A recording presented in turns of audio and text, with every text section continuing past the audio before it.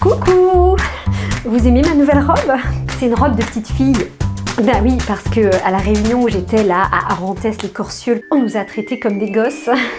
C'était cette fameuse réunion dont j'ai parlé dans ma dernière vidéo, la réunion publique d'information, mais qui s'est déroulée à huis clos. Et puis moi, j'ai eu le malheur de vouloir m'y incruster alors que j'étais pas du village.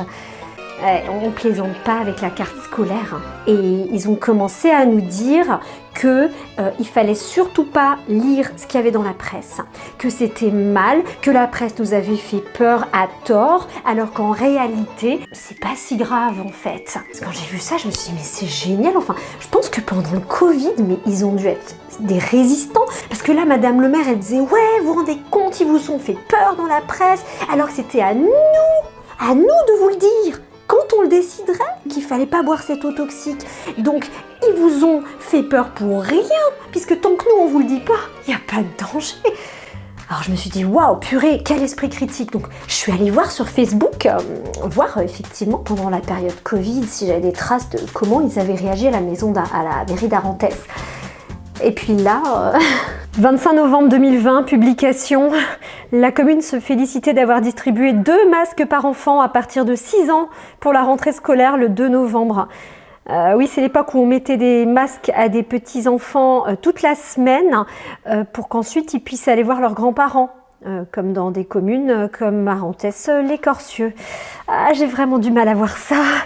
Ah oui, les gosses à la commune d'Arentès-les-Corcieux sont pas tendres avec eux quand même. Hein. On a bien compris quand on a vu la tête des pions qu'ils avaient collés à l'entrée. Mais vraiment, ils nous ont donné plein d'infos. Qu'il y avait d'abord le docteur de l'ARS, c'est l'Agence régionale de santé. J'ai bien appris ma leçon, ARS. Je l'appellerai docteur 88. Donc ce docteur, il nous a dit quelque chose de très rassurant. Il nous a d'abord dit, les PFAS, vous savez, c'est les polluants éternels là. Les PFAS, c'est l'homme qui les a créés. Et l'homme va devoir vivre avec. Et j'ai trouvé ça tellement logique. Ça m'a fait penser à la police. Non, pas à la police.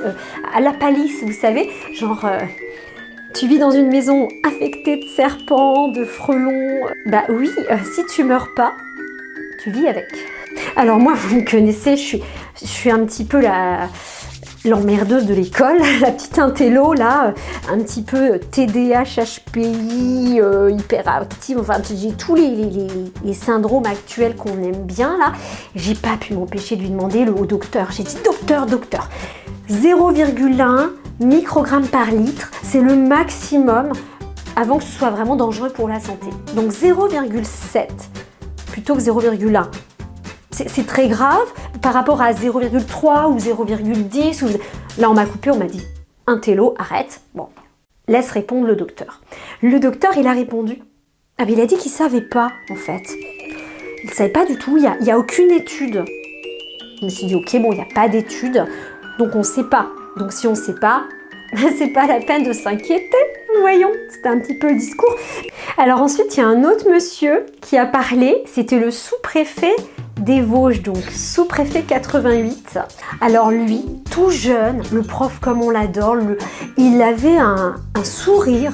Ça vous donnait vraiment une ambiance sympa parce que les gens là quand même, les mômes, les gosses, on n'était pas hyper joyeux, mais alors lui, il était super bien, cool quoi. Et même il riait. À un moment, il a ri parce que il y a une dame qui lui disait « Vous nous dites qu'il ne faut pas utiliser cette eau pour boire, mais alors du coup pour cuisiner. » Alors là, il nous a dit, le préfet, il a dit « Alors c'est simple, pour faire la soupe, non, mais pour cuire des pâtes, oui. » Alors la môme, elle a dit comment ça, pour faire la soupe, oui, non, mais pour cuire des pâtes, oui.